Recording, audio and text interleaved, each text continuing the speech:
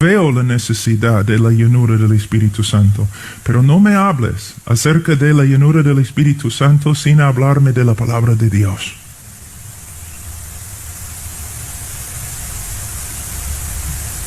Porque muchas personas que hablan en el día de hoy dicen que tienen la llenura del Espíritu Santo, no, ellos tienen un fuego falso.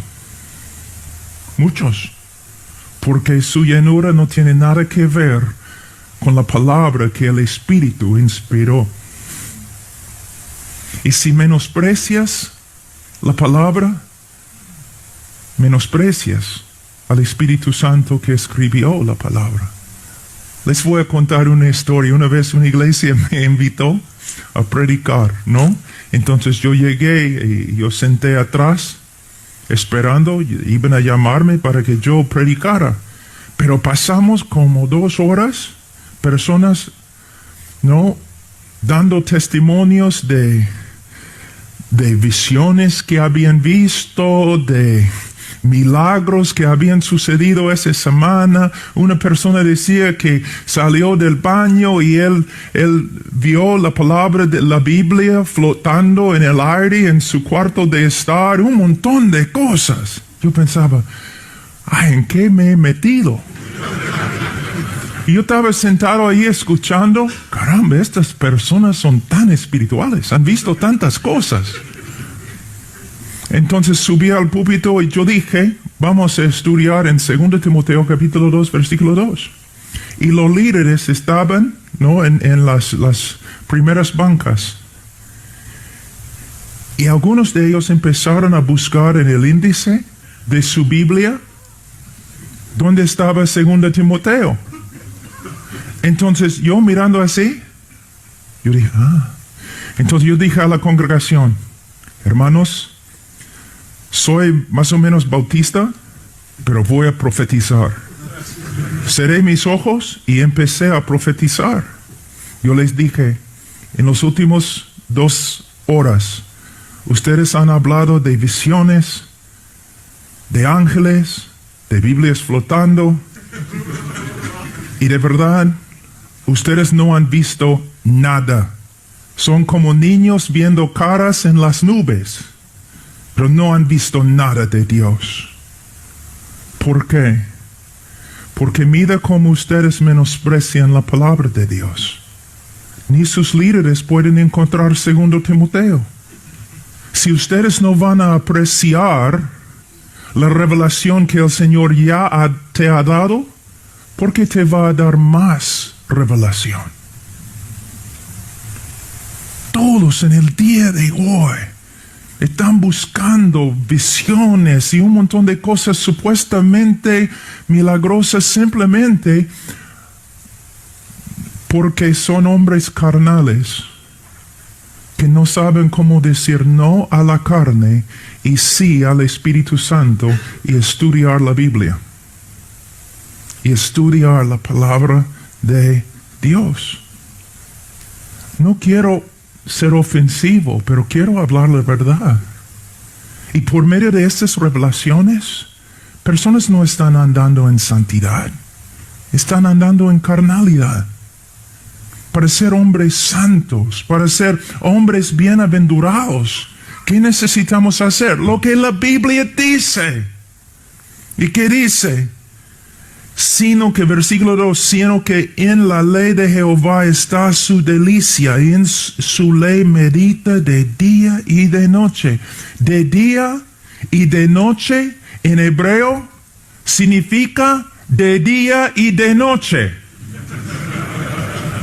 ¿Qué significa cuando hay luz y cuando no hay luz? ¿Qué significa en el día y en la noche? Solamente para que sepan, para que no se confundan. ¿Qué significa siempre? En el mundo, en el día de hoy, y a través de toda la historia del mundo, solamente existen 2 religiones. Es muy importante entender eso. A veces yo digo a los alumnos, si ustedes tienen que tomar una clase sobre la religión, ustedes deben estudiar conmigo, porque los demás maestros dicen que hay miles y miles y miles de religiones en el mundo, pero yo digo lo contrario. Hay solamente dos. Hay una religión de gracia y hay una religión de obras. El cristianismo se encuentra en la categoría de gracia. Todas las demás religiones se encuentran, ¿dónde? En la categoría de obras. Ahora, les voy a dar un ejemplo. Vamos a decir que soy un reportero y yo tengo aquí conmigo en la plataforma un musulmán, un judío y un cristiano. Entonces, como reportero, yo pregunto al musulmán: señor musulmán, si usted muriera ahora mismo, ¿dónde iría? Y él me dice: al paraíso. ¿Por qué? Porque yo amo el Corán. He leído el Corán. Yo doy limosnas a los pobres. Yo he visitado los lugares santos. Yo soy hombre justo. Yo iría al paraíso. Está bien, entiendo. Señor judío ortodoxo, si usted muriera ahora mismo, ¿dónde iría? Al camino de los justos. Yo iría al paraíso, al cielo. ¿Por qué? Bueno, yo amo la ley de Dios. Yo estudio la ley de Dios. Yo busco obedecer, someterme a la ley de Dios. Soy un hombre justo. Si yo muero, yo me voy al cielo. Está bien, entiendo. Luego vengo como reportero al cristiano. Señor cristiano, si usted muriera ahora mismo, ¿dónde iría? Y él me responde con gozo: yo me iría al cielo. Y yo pregunto: ¿por qué? Y él me dice lo siguiente: en maldad he nacido y en pecado me concibió mi madre. Reconozco mis rebeliones y mi pecado está siempre delante de mí. Si el Señor tomara en cuenta mis pecados, no podría mantenerme en pie ante Él. Y como reportero yo digo: Señor, no entiendo. Al judío sí entiendo. Él va a ir al cielo porque dice que es un hombre justo, tiene mérito. Y el musulmán también, yo lo entiendo, porque él dice que es un buen musulmán. Ora, limosnas, tiene mérito, es un hombre justo. Yo entiendo los dos, pero señor cristiano, yo no le entiendo. Porque usted me está diciendo que va a ir al cielo aunque no tenga méritos, aunque merezca lo opuesto. ¿Cómo puede ser? Y el cristiano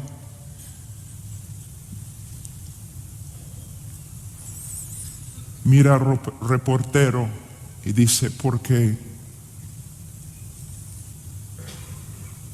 yo voy al cielo por causa de las virtudes, excelencias y méritos de otro, mi Señor Jesucristo, que vivió la vida perfecta que no pude vivir,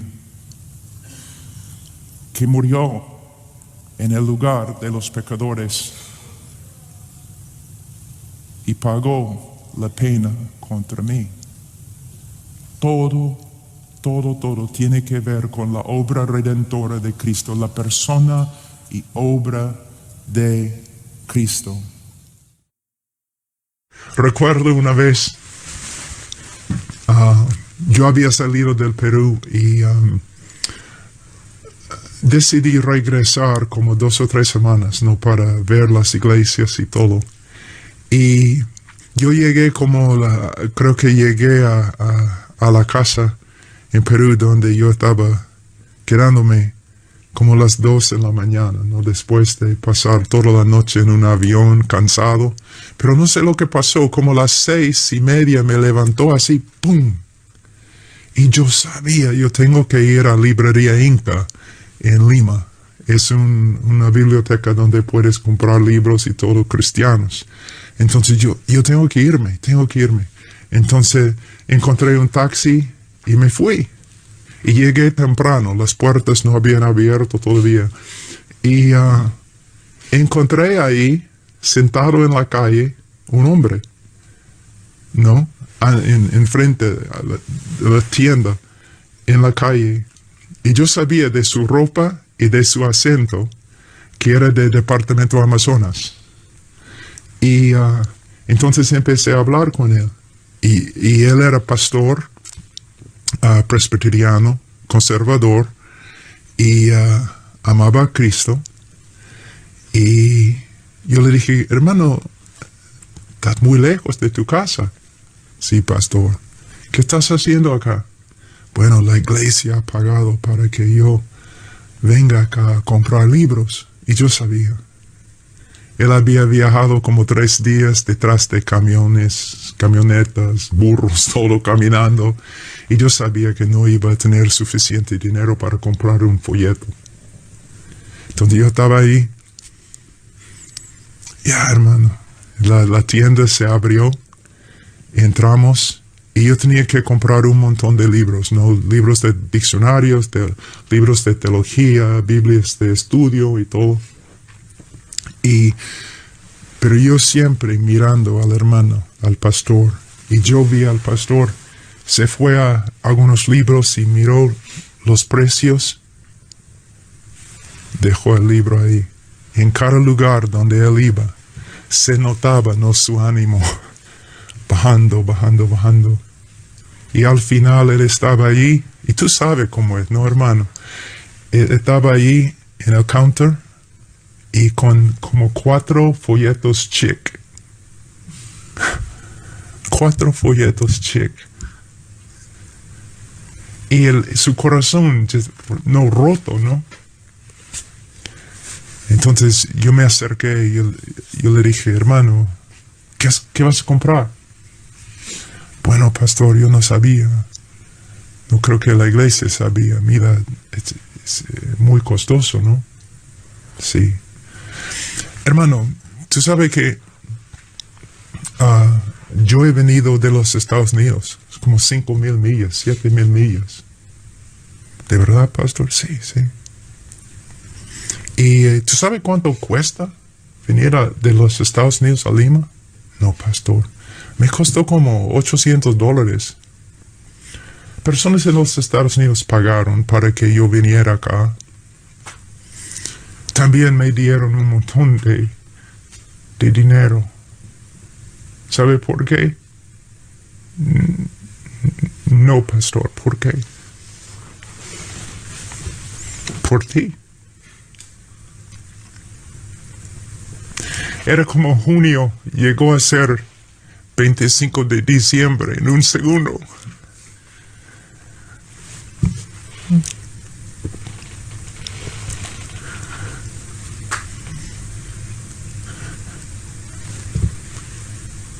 ¿Cuánto gozo no tenemos porque pensamos tanto en nosotros? Un corazón generoso es feliz Navidad todos los días, ¿no? ¿Qué significa que soy cabeza, que tengo autoridad en mi familia, que yo soy responsable? Yo tengo que leer las escrituras más. Yo tengo que orar más. Yo tengo que trabajar más. Yo tengo que reflejar la vida y la gloria de Cristo más. Es mi responsabilidad. Guiar a mi familia, no solamente por medio de las enseñanzas de la palabra de Dios, sino también por medio de mi ejemplo. Es muy fácil predicar, porque la gente solamente escucha tus palabras y quizás cree que eres hombre de Dios. Es más difícil discipular a creyentes en discipulado personal, porque pueden ver algo de tu vida. Pero es aún más difícil vivir dentro de tu familia, porque allí todos tus errores se manifiestan. Hermanos, de nuevo, mira lo que ha pasado. En solamente 5 minutos íbamos a hablar acerca de la mujer, pero nos encontramos hablando del hombre. ¿Por qué? Es bíblico. La familia depende del comportamiento del hombre. ¿Qué significa ser cabeza? ¿O qué significa someterse a su esposa, a su esposo? Significa lo siguiente: que debes honrarle, debes respetarle, debes reconocer que en la familia él tiene autoridad. ¿Cómo debe el hombre responder? Con amor, misericordia y sacrificio. Por ejemplo, como dije la semana pasada, si tenemos que tomar una decisión en la familia, una decisión importante, yo no voy a tomar la decisión nomás, así, sino voy a hablar con mi esposa. Si mi esposa y yo estamos de acuerdo, entonces vamos a hacerlo. Si ella no está de acuerdo, para mí es una luz roja, ¿no? Que debo orar más, debo buscar más consejo, debo orar más con ella y conversar más con ella hasta que lleguemos a un acuerdo. Pero ¿qué pasa si no llegamos a un acuerdo y hay que tomar la decisión? Entonces es mi responsabilidad tomar la responsabilidad, tomar la decisión. Y si estoy correcto en mi decisión, no debo gloriarme ante ella.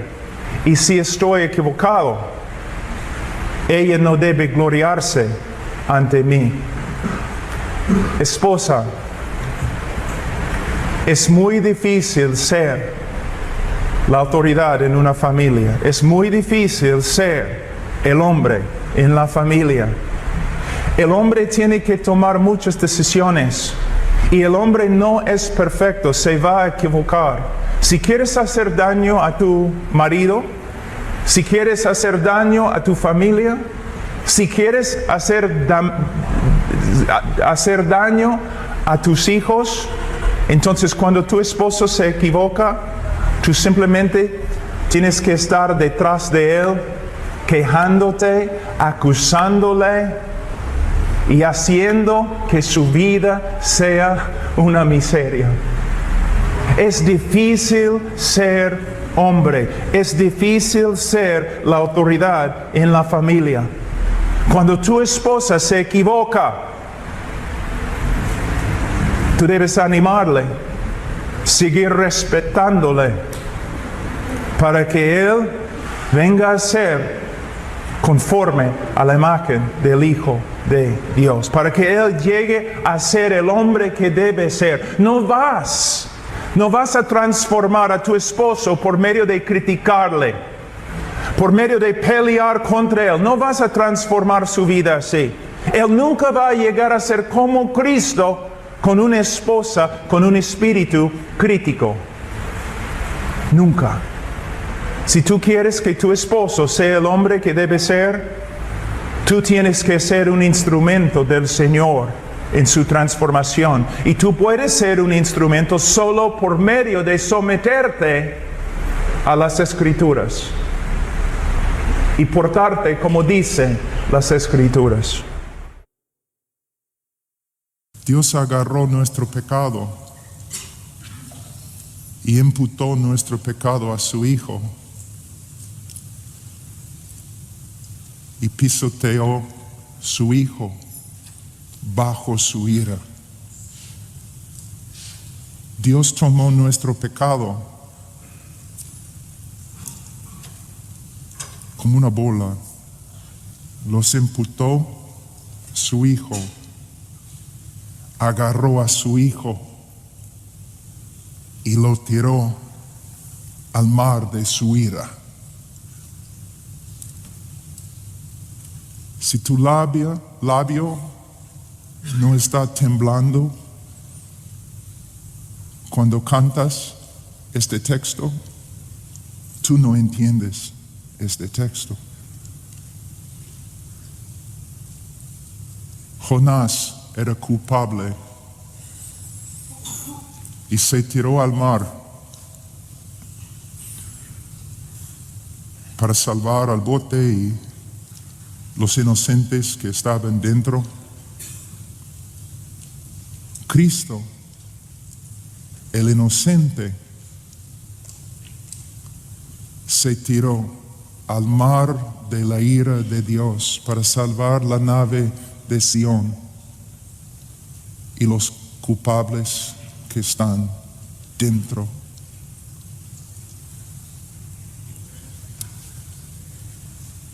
Cuando yo tenía como 27 años, algunos profesores, 24 años, algunos profesores me preguntaron: Pablo, ¿quieres estudiar tu PhD? Sí. ¿Qué quieres estudiar? ¿El Evangelio? No, ya hemos estudiado esto. Entonces no voy a estudiar mi PhD, porque quiero dedicar mi vida a estudiar una sola cosa. No soy un hombre inteligente, vengo del campo, de una hacienda pequeña, no soy súper inteligente, no soy académico, no puedo estudiar toda la Biblia, entonces voy a dedicarme a estudiar una sola cosa: el Evangelio. ¿Qué hizo mi Señor por mí? Ahora,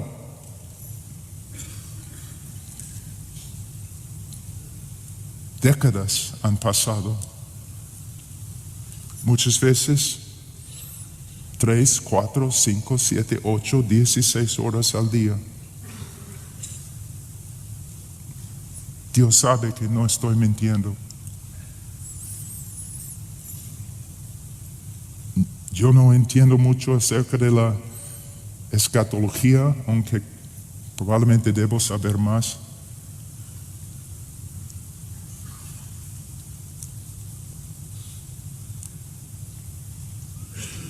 Pero el Evangelio,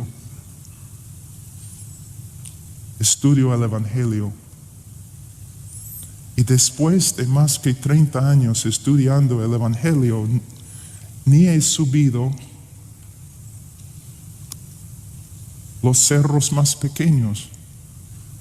Algunos pastores piensan: ya entiendo el Evangelio. No entiendes el Evangelio.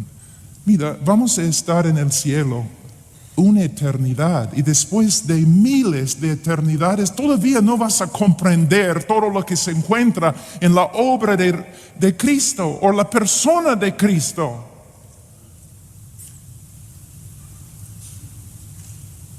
Cuando vemos lo que Él hizo en la cruz, cuando crecemos en nuestro conocimiento de verdad, la transacción, lo que sucedió ahí cuando murió, es absolutamente increíble.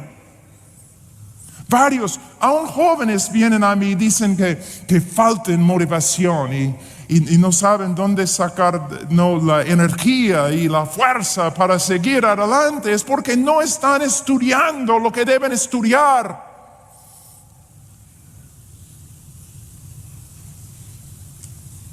La cruz y todo lo que sucedió ahí. Ahora, vamos a volver un ratito a Romanos.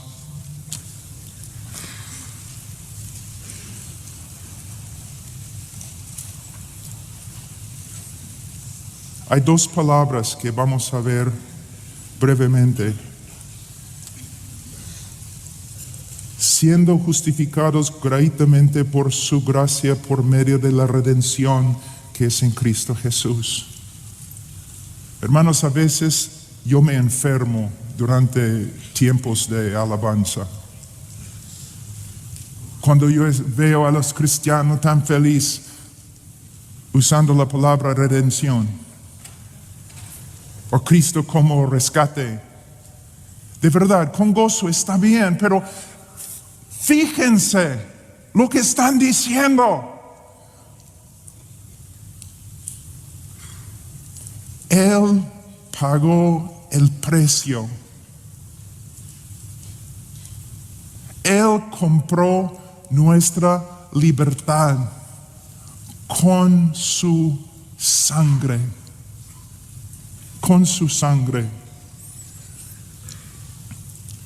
Redención denota la liberación de un prisionero, un cautivo, un esclavo, por medio de pagar un rescate, por medio de pagar un precio. ¿Y cuál fue el precio? La sangre preciosa de Cristo. Pero hermanos, no es suficiente decir la sangre preciosa de Cristo y dejar de hablar. No es suficiente, especialmente en el mundo latino. Y mi familia viene de Croacia y los croatas son aún más católicos que ustedes. En la Iglesia Católica, la muerte de Cristo ha llegado a ser como algo romántico. Él murió como mártir.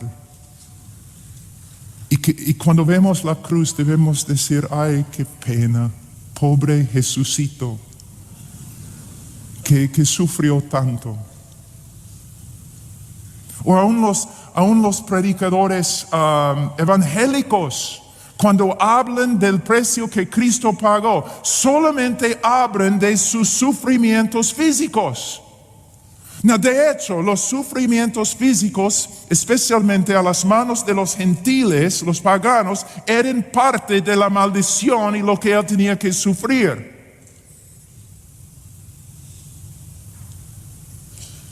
Pero si somos salvos, no somos salvos porque los romanos golpearon a Jesús.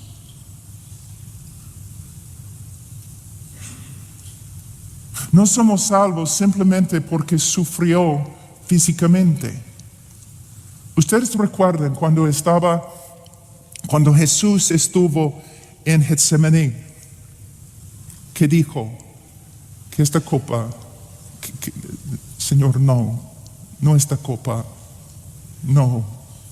En este momento, porque Jesús era Dios, pero a la vez era hombre y creció en conocimiento. En este momento, Jesús le fue revelado exactamente, perfectamente, lo que iba a tener que sufrir para nuestra redención. Y le chocó como una camioneta. ¡Pum! No. Sí. No mi voluntad, la tuya. Angustiado, orando, sudando. Y muchos predicadores evangélicos dicen, mira, él sabía los sufrimientos, los clavos, la cruz, los golpes, lo que los romanos iban a hacer a él. Y por eso está allí en Getsemaní, temblando. No. ¿Cómo puede ser que cuando nosotros leemos los libros de la historia de los mártires, ¿no? Muchos de los mártires fueron crucificados al revés. Algunos, después de crucificarlos, ¿no? Prendidos para que mueran así con fuego. Pero en las historias leemos que ellos fueron a la cruz cantando, como hombres, con coraje, hasta con gozo. Pero el capitán de su salvación está allí en un huerto, con angustia, diciendo no. Hermanos, es cierto, los sufrimientos físicos de Cristo eran indecibles. Yo no creo que ningún hombre haya sufrido como él sufrió físicamente. La vergüenza, más que lo que puedes imaginarte. Pero la pena de la cruz, la clave es en la cruz. Dios el Padre imputó el pecado del pueblo de Dios a él. Y todo el odio divino, toda la furia justa, todo el aborrecimiento de un Dios santo, santo, santo contra la maldad cayó sobre el Hijo. Hace como 4 años yo pasé varios meses estudiando solamente las 3 horas de oscuridad. Yo no creo que eran 3 horas de un cielo nublado. Yo creo que era como Egipto. Porque Cristo tenía que ser encarcelado, encerrado en como una cárcel a solas, en la absoluta oscuridad, mientras ola tras ola tras ola de la ira de Dios caía sobre él, hasta que el precio fuera pagado. Y él gritó: consumada es.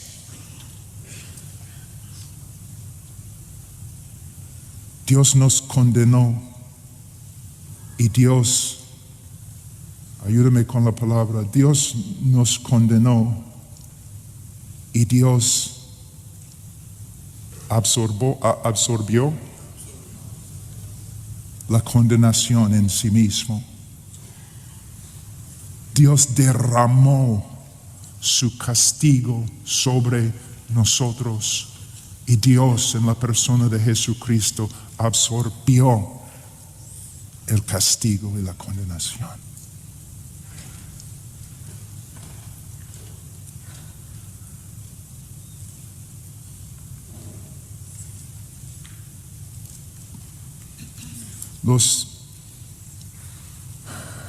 De nuevo, quizás van a tener que ayudarme. Los chinos tienen un dicho que un hombre no ha perdido su vida, que pasa cada hora de su vida solamente contemplando la belleza de una flor. Yo les digo, un cristiano